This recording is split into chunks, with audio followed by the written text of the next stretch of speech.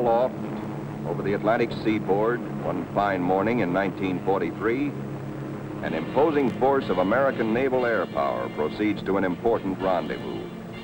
This force is the aircraft complement of a new carrier: fighters, dive bombers, torpedo bombers. With the air group commander leading everyone, they're flying out to sea to join the ship which will be their floating home and fighting base. He is one of many carriers which the American people have built since Pearl Harbor to destroy the enemy in his own part of the world, far away.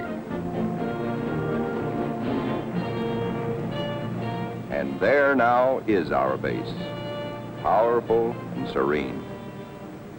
In honor of all American aircraft carriers, let us call her the Fighting Lady.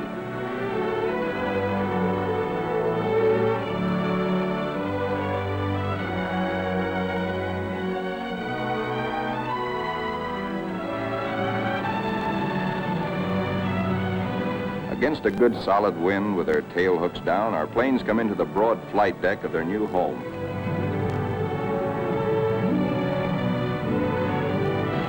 In case the plane's hook fails to catch the arresting gear, there's a series of stout wire barriers. Number one man on the flight deck just now is the LSO, the landing signal officer, always a flyer himself. Like all aviators, he'd much rather be flying. Come on in and sit down. The plane is out of the groove and he waves it off. Come around another time, pilot, and we'll take you aboard.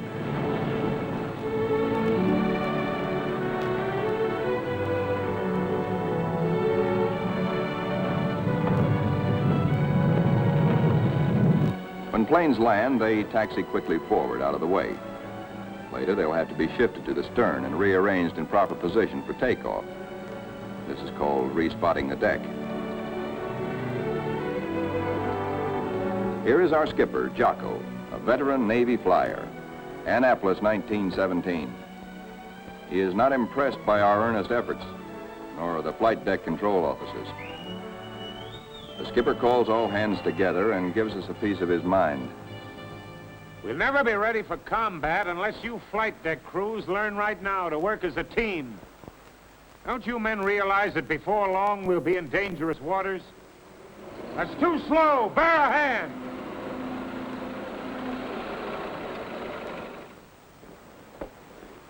Watch out. Keep that wing clear.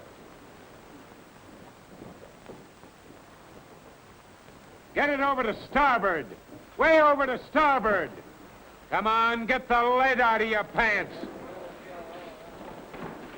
Now, this is the way your deck should look when you're ready for action. Our ship, our Fighting Lady, is enormous, wonderful, and strange to us. From stem to stern, the entire ship is a honeycomb of watertight and flame-proof compartments. Far below the waterline are engine rooms, fire rooms, fuel tanks, magazines packed with enough assorted high explosive to blow us all to kingdom come. The hangar deck is like a gigantic tunnel, nearly 2 city blocks long and wide enough to house 4 freight trains abreast.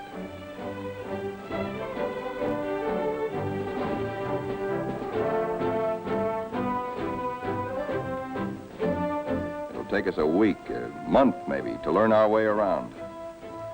These new surroundings are as mysterious to us as they are cold and impersonal. Our Fighting Lady is like a huge floating cave, noisy and uncomfortable.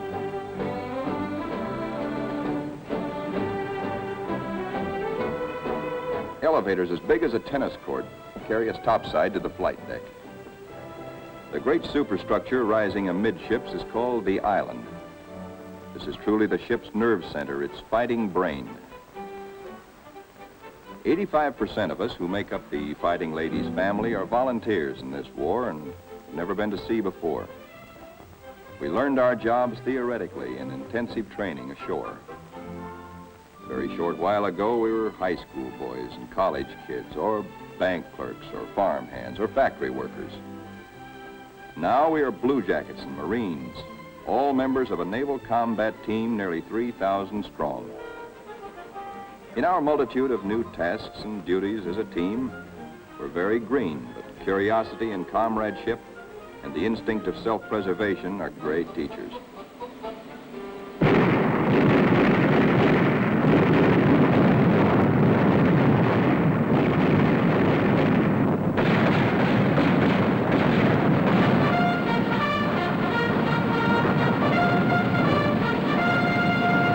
Some of us have to master the delicate and complicated instruments which control the fire of our 5-inch batteries, the guns that must defend the Fighting Lady when enemy dive bombers and torpedo planes attack.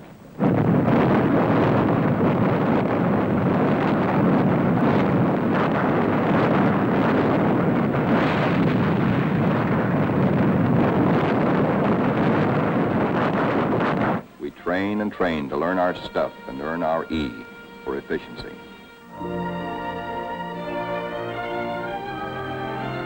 The Fighting Lady's destination is still a closely guarded secret, but no one can hide the fact that we're entering tropical waters. Our ship seems more friendly and comfortable now, and we greenhorns feel that a suntan will at least make us look like fighting sailors. Even our mascot, Scrappy, has been at sea longer than most of us.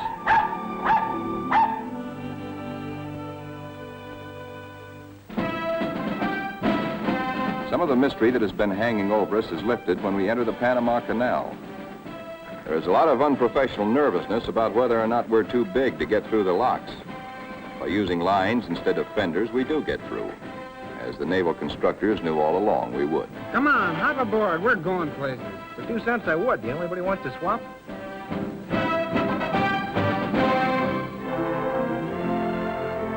Now we stand out into the Pacific, and life aboard settles down into monotony. Here are our aircraft pilots, officers all. Ship's company call them the glamour boys. They are the men who fly and fight our planes. All the efforts of all the rest of us are concentrated on putting these people into the air and getting them back again. Most of us are hiding a certain amount of nervousness and anxiety, for many of us are Johnny-come-latelys, reserve officers who only recently learned to fly at Corpus Christi and Jacksonville.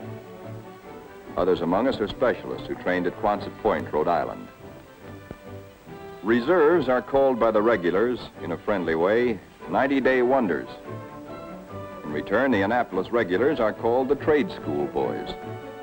But whether Quonset or Annapolis, all are bound together in the fraternity, the close fellowship of Navy men.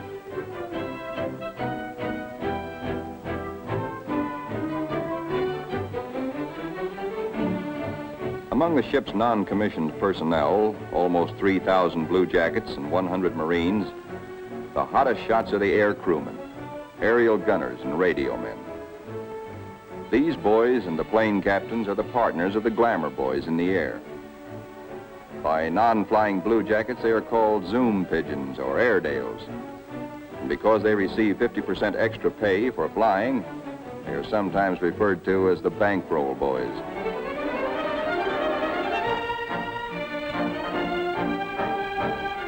Everybody aboard ship backs up the flying group. This requires the efforts of all manner of people. Many of the jobs are far from glamorous. All the little tasks and services you find along Main Street must be performed by some members of our carrier's crew. For though the Fighting Lady is a powerful ship of war, she is also a sizable American community, whose population must be supplied with all the necessities and some of the comforts of home. Doc Sorensen, the pharmacist's mate, is just like a village druggist. And next door is our hospital called Sick Bay. It has only a few patients now, but soon it is to be filled with our wounded. Men like these who perform the humble jobs that make life aboard a fighting carrier more bearable, the barbers and the cobblers, are seldom mentioned in communiques. They all have a place in our fighting team. Weeks pass. Now we are far out into the Pacific, which is a very considerable body of water. Monotony shuts down on us between our duties. Guessing where we're bound is still our chief pastime. Will we put into Pearl? Are we going to Iron Bottom Bay? Or maybe even to the Aleutians? All such gossip and rumor are called scuttlebutt or drinking fountain conversation.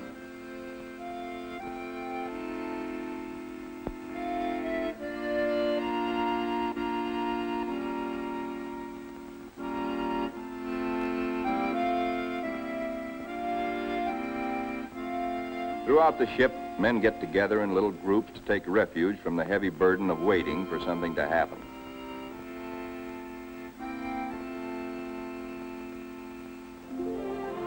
And then one day, out of nowhere, comes a fast fleet tanker, and we're refueled at sea. This tells us something. This tells us that we are not going to Pearl or any other land base for a long, long time.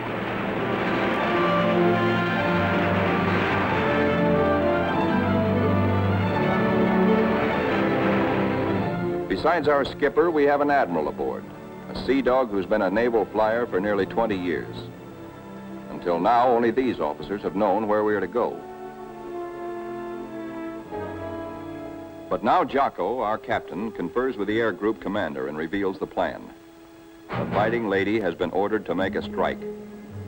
She will pass through waters where no carrier task force has ventured since the bloody Battle of Midway. Remember, this is 1943, long before we took the Marshall Islands. Weather studies are made, and though this is a daily routine, somehow the whole ship senses that something is about to happen. Even before the news is broadcast to all of us, there's a new tension and atmosphere of expectancy. And then we are told we have traveled more than 7,000 miles from Panama, so that tomorrow, August 30th, 1943, we can strike the Jap base at Marcus Island, deep within the enemy's ring of defenses.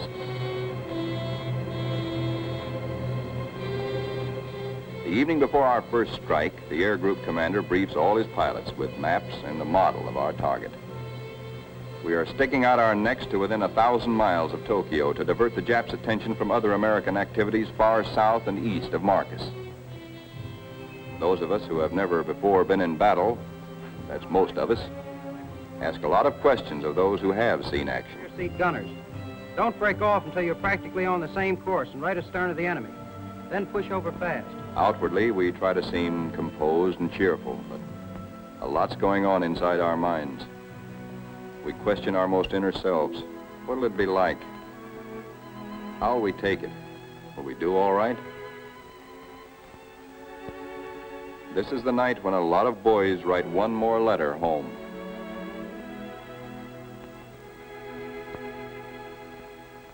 Among those playing acey-deucey in the wardroom is a chubby 23-year-old from Eureka Springs, Arkansas, Lieutenant E.T. Stover, nicknamed Smokey. That's he sitting on the far right. Having flown 50 missions at Guadalcanal, Smokey has been ordered to take a rest. He'd much rather be flying.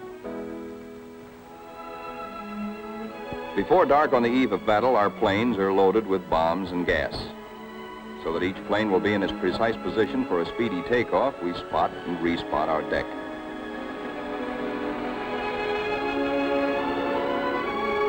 Now all is perfect. We will strike at dawn. And now GQ, General Quarters.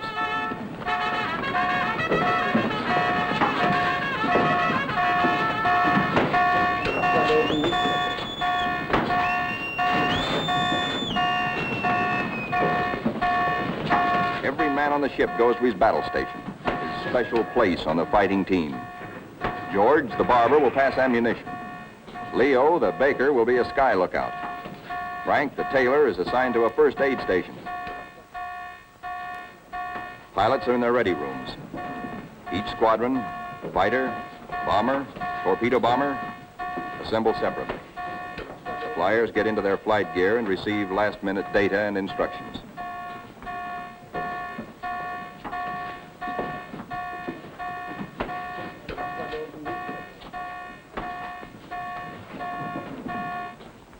On the flight deck, our first battle dawn awaits us. Our whole ship is on hair trigger. The Fighting Lady is hardly 100 miles from the first target of her career. These last few minutes before the order for our first action are the toughest time of all.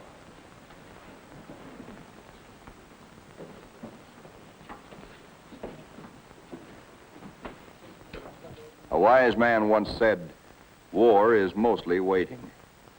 We learn now what that can mean. At last the word comes. Pilot, man your plane. Ready room 3, roger. Pilots, man your planes.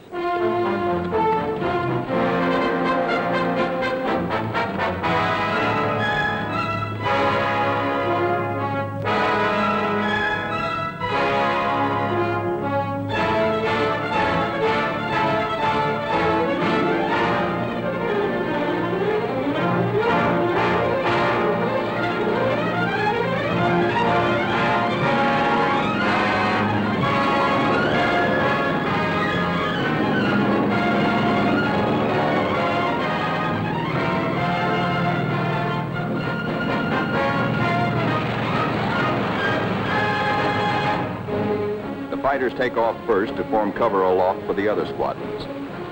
Then the bombers, heavy laden with destruction.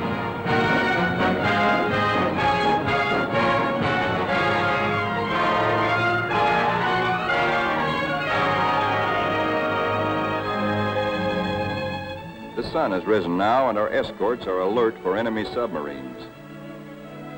But the Fighting Lady steams boldly toward our target to lessen the distance for our planes when they return.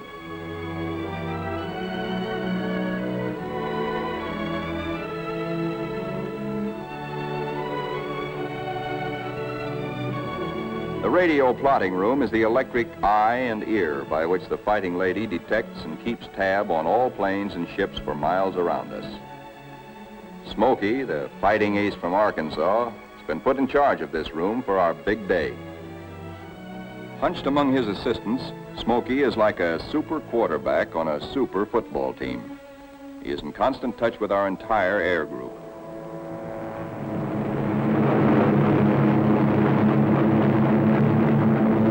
As our first fighters race in toward Marcus Island, they stay low, hoping to escape detection by the enemy's radar.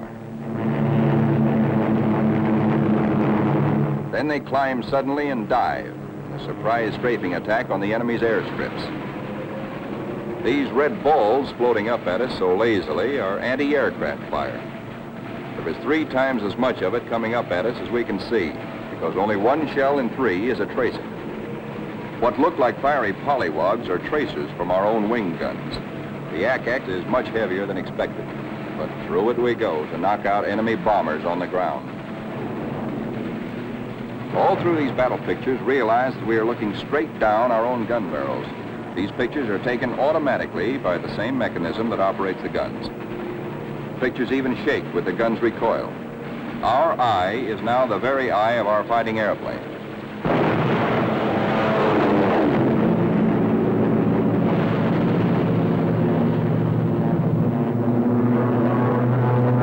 The enemy's picket boats and supply ships offshore are thoroughly strafed. No longer will these craft bring rice and sake and munitions to Marcus.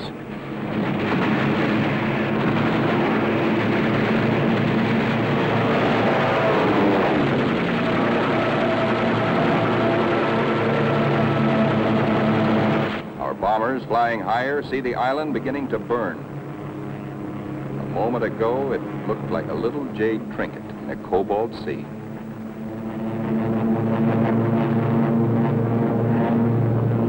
As the fighters and bombers swing victoriously away from Marcus Island, towering columns of smoke show the thorough job our boys have done. Back aboard ship, Smokey is tracking the flyers with care to be sure that none is missing and that no enemy planes are trying to follow them out to our Fighting Lady.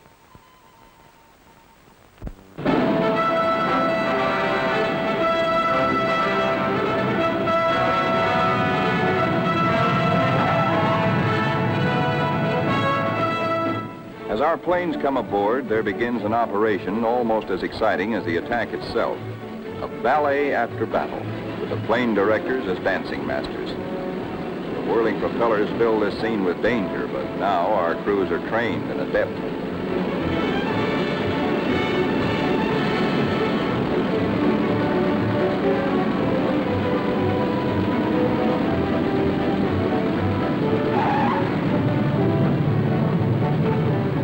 The landing signal officer performs an eloquent adagio on the Fighting Lady's stern, warning to the rest of the cast to stay off stage until a limping member can be led out of the way.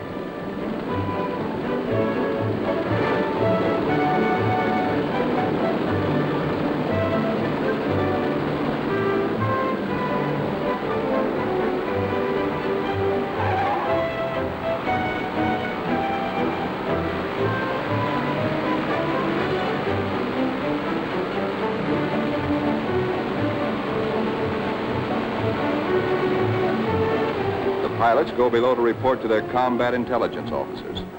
They have hot news, good news.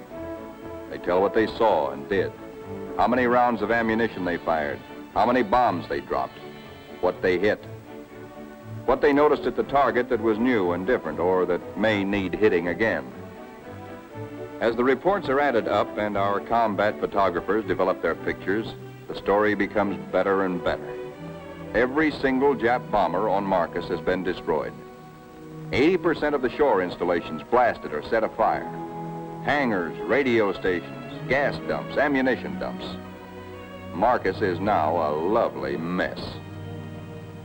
In the radio plot, Smokey's worried. There are planes still up there, and he's wondering about them. They are ours, though, delayed by battle damage. Landing a shot-up plane on the carrier is a crucial test of how well-trained, how alert and steady a naval flyer is.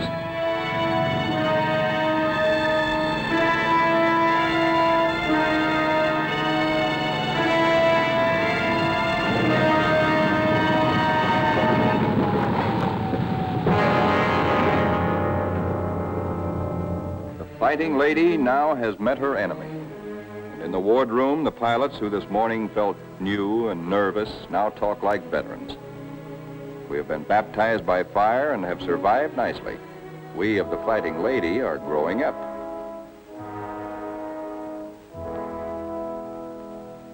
The admiral of our task force knows the overall strategy of the whole Pacific campaign: to smash straight through Japan's outer network of islands, to recapture the Philippines and land on the mainland of Asia. Thus, we will deny Japan supplies from Malaya and the Dutch East Indies and leave her far-flung island garrisons marooned. Then we will reach out and really help our ally China. Months after Marcus, this campaign is well started. Our carrier task forces have been in many battles. And now, early in 1944, the Fighting Lady's target is Kwajalein in the Marshall Islands. These are Jap Zeros. Fighter screen being pierced by our planes and planes from 8 other carriers, preparatory to strafing Kwajalein and bombing it apart. Our fighter pilots have improved with practice, with the confidence that comes from experience. They estimate their range by watching their tracers. They hold their fire until their wing gun bullets converge at 300 yards.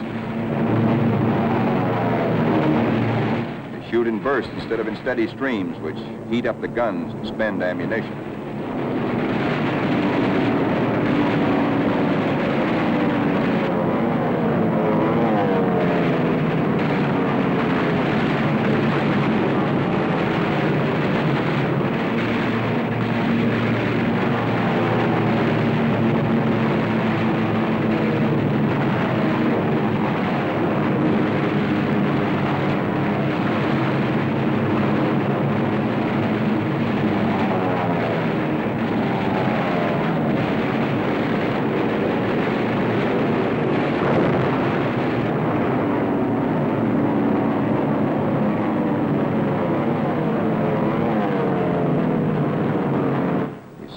Kwajalein burning, very satisfactory.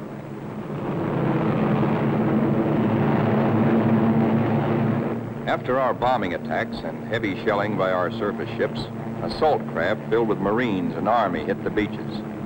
And very soon after that, Kwajalein is ours.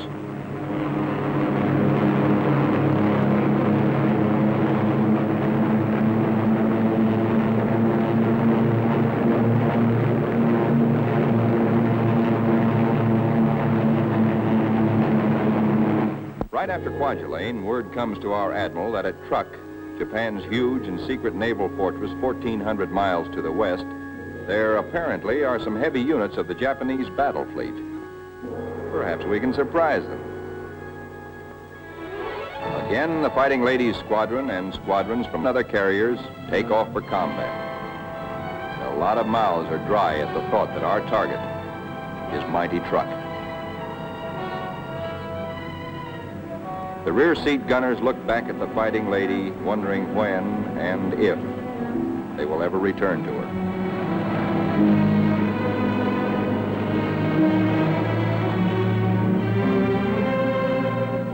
All that we know about Truck, we know from a few photographs taken by some nervy Marines on reconnaissance just 18 days ago. We hear that it is a complex of heavily fortified islands surrounded by airstrips, with naval anchorages at certain spots among the islands.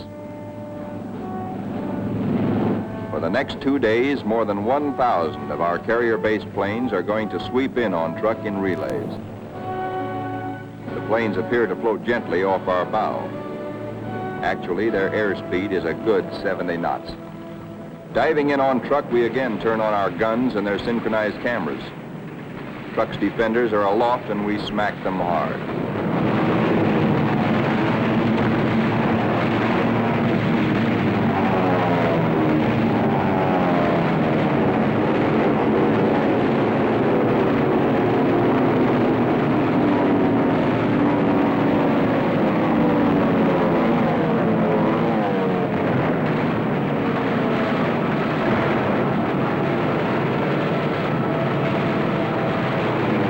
Hearts that were in men's mouths before this strike began now settle back into place and are singing once more.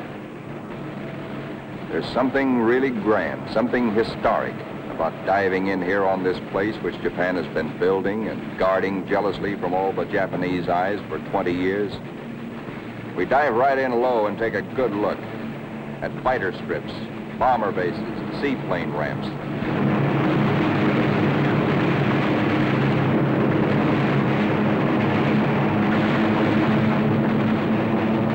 In an almost vertical dive, the pilot may black out or go blind for a moment when he pulls up and out at the bottom, but the camera won't black out.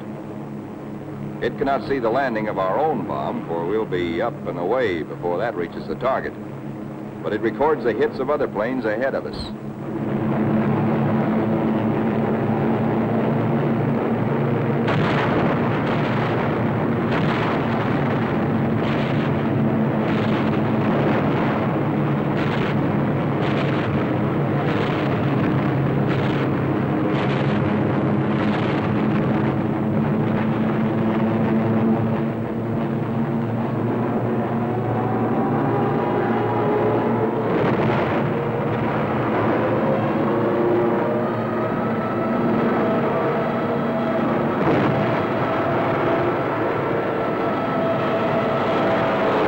Hope to find the Jap fleet here, but most of it's gone.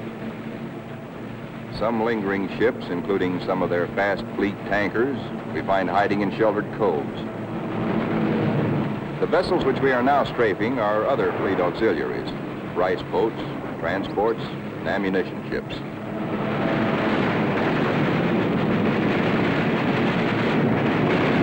With bursts of 50 caliber incendiaries and armor-piercing slugs, we set them on fire, rip them open, often wide enough to sink.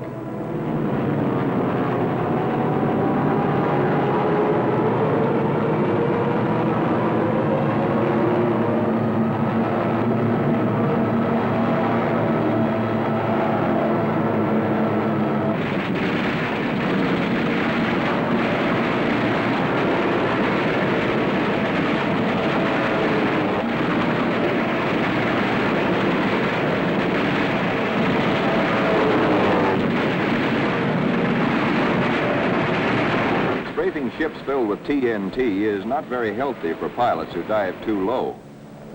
But it's hard to tell who's carrying what until the big bang comes.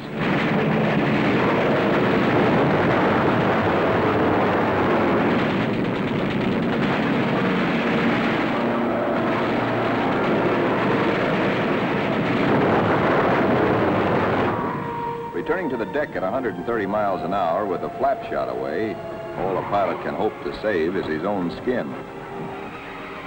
Here comes our new air group commander. He's had a bit of trouble. His windshield is blotted with blood and he has to feel his way aboard. Strafing at low altitude, he took a 40-millimeter anti-aircraft burst right in the face. More than 200 wounds, and his plane a sieve. But he'll live to fly again. Some planes will not return, but others come back and land somehow, anyhow. Considering the toughness of Truck, our losses are astonishingly light. No time is lost getting casualties below.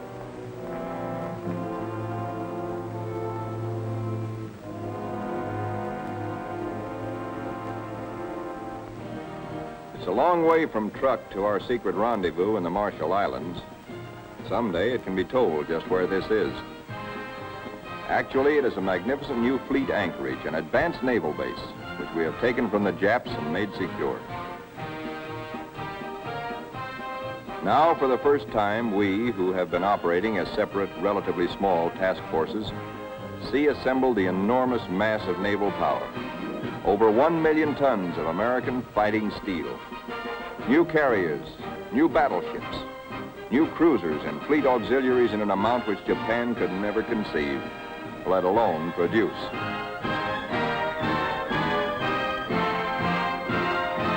That we are able to maintain supply lines over the vast distances of the Pacific is one of the miracles of this war. In the comforting presence of so much power, we relax and refresh our battle-strained nerves. Push my head under. Hey, Benny, when you going to die? Who taught you to swim, hey? Here comes Benny. Our ship's post office now does really big business. Letters for us at last from home. Letters from us to friends and families. Our censors know our collective mood, our central hopes and thoughts. The stuff is really getting out here now. I can't tell you much about it, but oh boy. And the more we get, well, the sooner I'll be seeing you. All hands are called together. Our old skipper, Jocko, has been promoted admiral. Our new one's name is Dixie. Men, as soon as I finish talking, we are getting underway. Our fighting lady is now part of what is designated Task Force 58. As you know, our final destination is a place called Tokyo.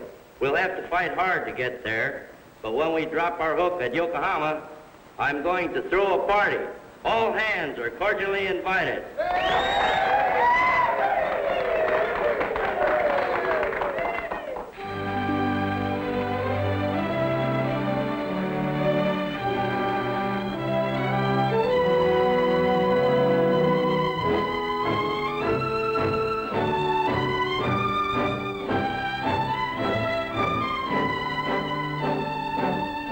Our task forces are built compactly now around carriers like ourselves with speedy new battle wagons at our side.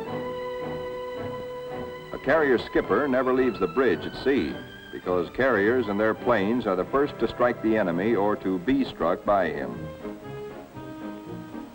Our aircraft pilots are constantly on call, for despite the mass of power spread out around us, these are still dangerous waters. Our pilots know this all too well, but it doesn't worry them now, for they're seasoned.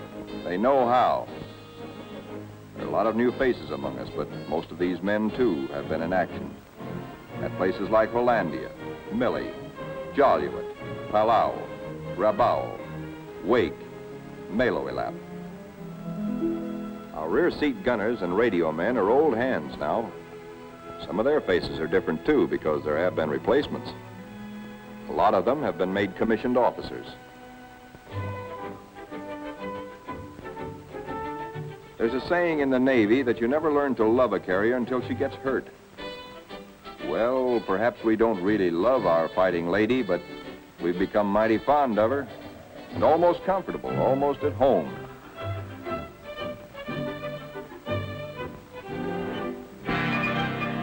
Occasionally, our shipboard movies bring us that one thing we crave the most, one touch of something utterly American, one deep breath of home.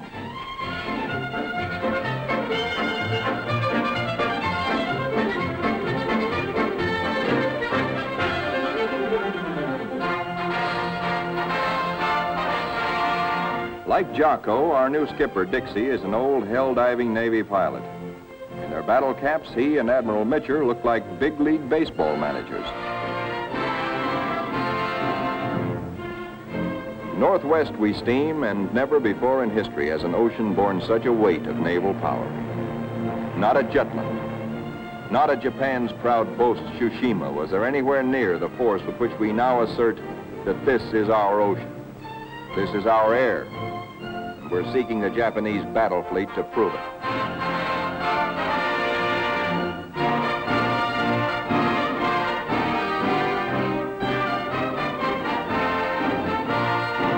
With our cruisers and our biggest new battle wagons present, we are strong enough to hope, really to hope, that we may provoke the Japanese fleet into accepting a fight.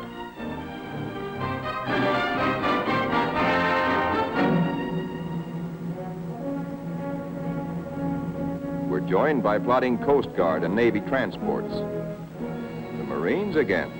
So another amphibious assault is cooking.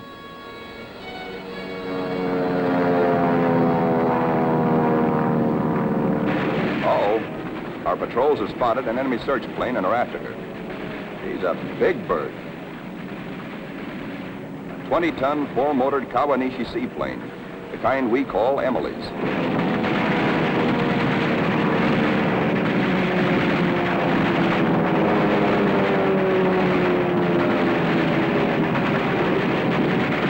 Miss Emily's a tough old girl. Right now, she's screaming for help and telling Tokyo by radio where we are. Hellcats are closing in on her.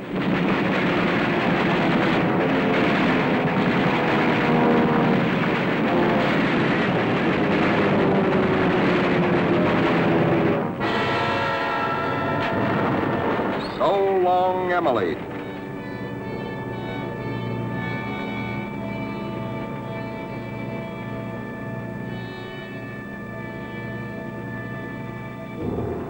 Now that the enemy knows where we are, and we know he knows, our brass hats get together on final arrangements for what may turn into another Midway. Our objective, first of many in our drive through to the Philippines and China, will be the Marianas. In battles just ahead of us, we are to make good use of a multitude of weapons, special devices, and techniques which have been evolved through the 30 years since the U.S. Navy first took to the air.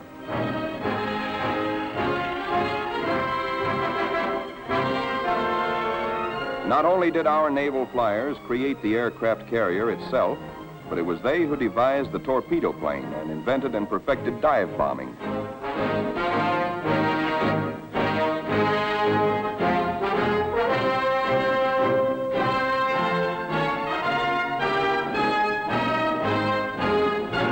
Disposed about our flight decks so that planes can be quickly armed are all manner of death-dealing objects.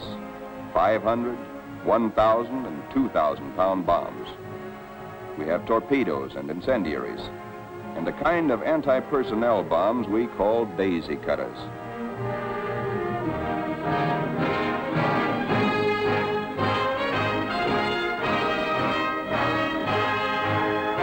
Some of our bombs are armor-piercing, some for fragmentation.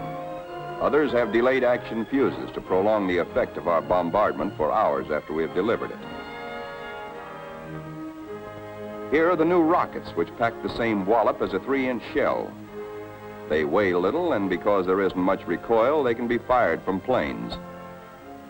On the eve of battle, we are told to scrub up to lessen the danger of infection in case we're wounded.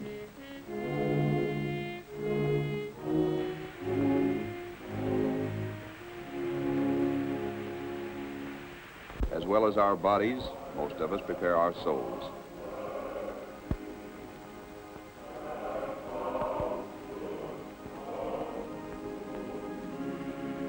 Always on the eve of battle, divine services are held in relays, so that every one of our fighting ladies' 3,000 sons has a chance to attend.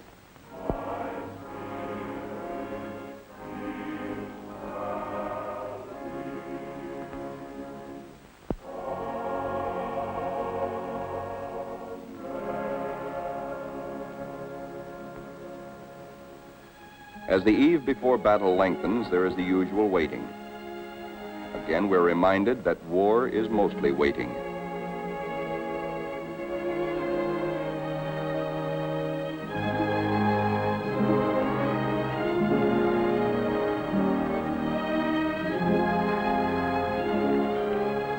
Because all cooks and bakers must soon be at their battle stations, they work all night long preparing a hearty meal of steak and eggs for our 3 a.m. battle breakfast.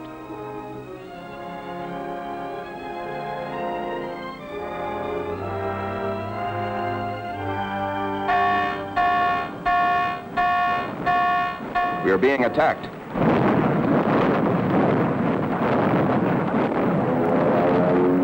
We're being attacked by Japanese torpedo planes skimming in after us, wing to water.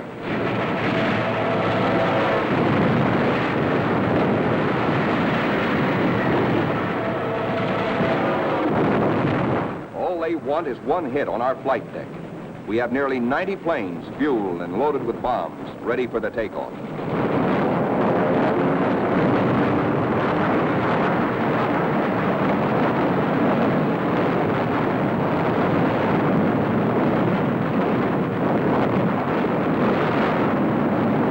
Each patch of flame is a burning Jap.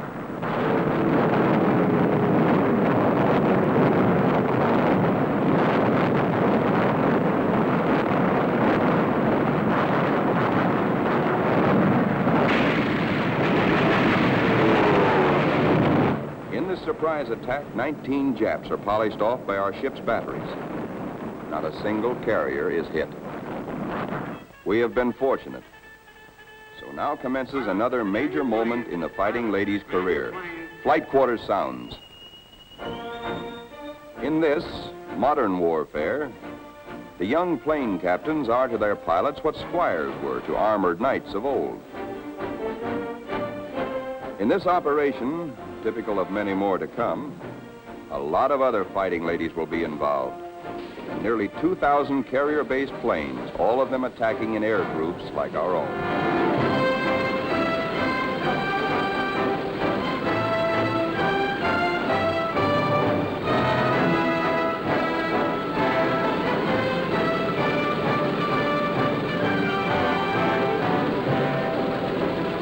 From now on, we tighten our belts and steady our hands as our Navy makes progressively bigger attacks nearer and nearer the heart of Japan.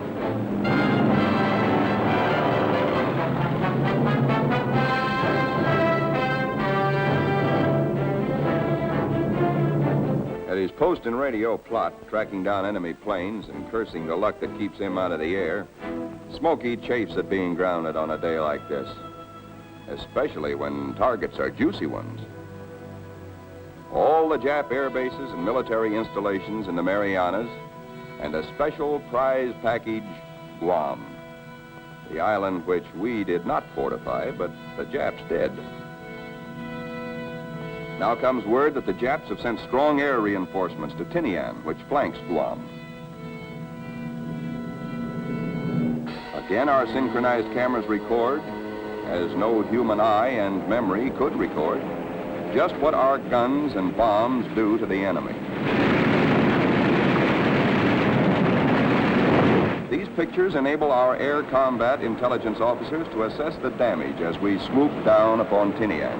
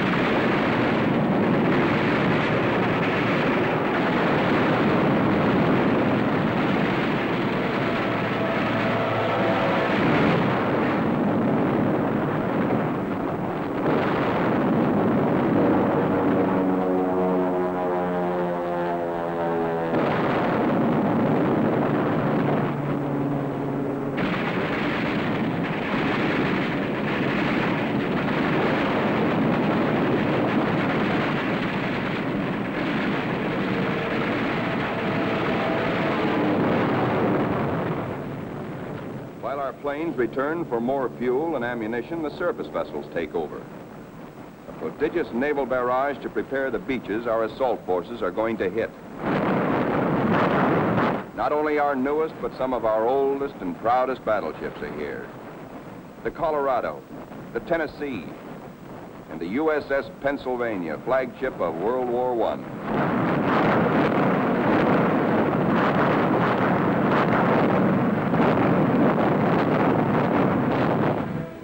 home to the Fighting Lady, several of our planes, crippled, make a game attempt to land. Now is when the landing signal officer must judge not only the speed, but estimate the battle damage of planes like these.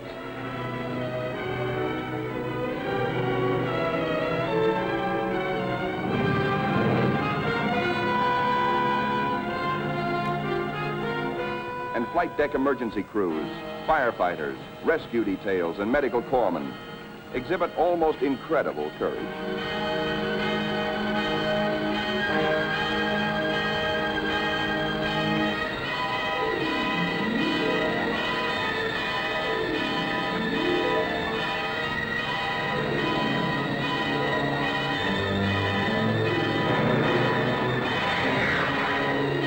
The pilot of a torpedo plane has been unable to release his load of incendiaries.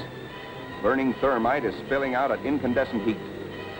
In the plane's tanks remain about 75 gallons of high-octane gas. The men who brave this danger to save pilot and crew deserve every citation they get.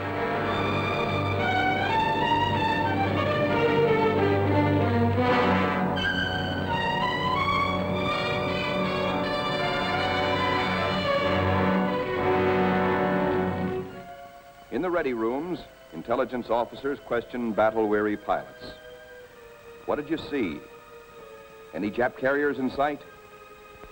Are you sure they were carrier-based planes? Then from radio plot comes uncomfortable news. Torpedo planes and dive bombers from enemy aircraft carriers are approaching. All hands, man your battle stations. To our engine room go orders for flank speed, which is a few knots faster than full speed, in case we need to take evasive action. All boilers are lighted to let the Fighting Lady outdo herself if necessary. The engine room people turn on the heat, and the propeller shafts churn like fate in their alleys.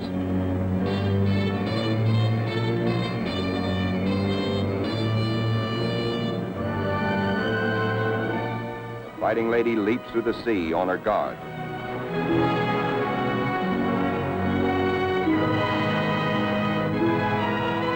Skipper Dixie gears himself for action, and so does wise old Scrappy.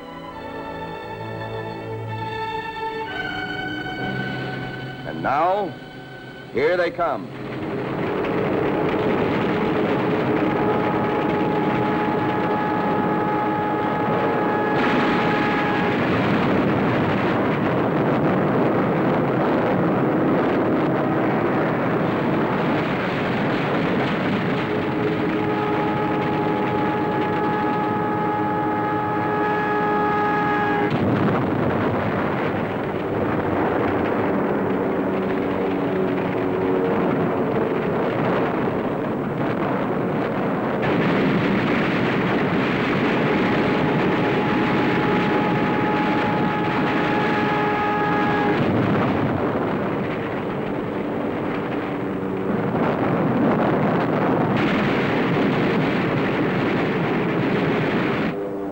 Jill, torpedo bomber, miraculously keeps coming through our wall of flak.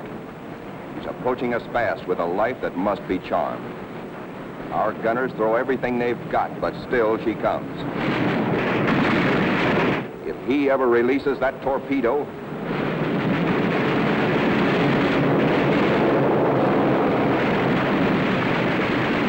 she missed us. Either the pilot was already dead or his release gear jammed. Smokey, the pride of Arkansas, hears about that one. He almost takes off. Now our reconnaissance has spotted the Japanese task forces. This is the moment we've been fighting and praying for. Every plane that can fly and every qualified pilot is ordered into the air. At last, Smokey gets his chance to fly again. Pilots, man your plane. Pilots, man your plane.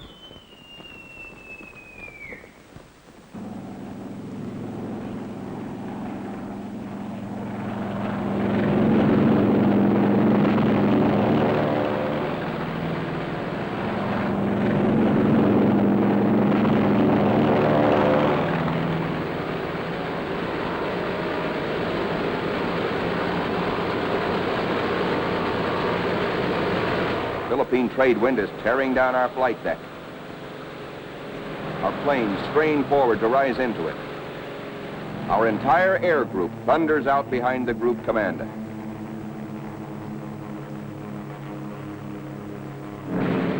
Now our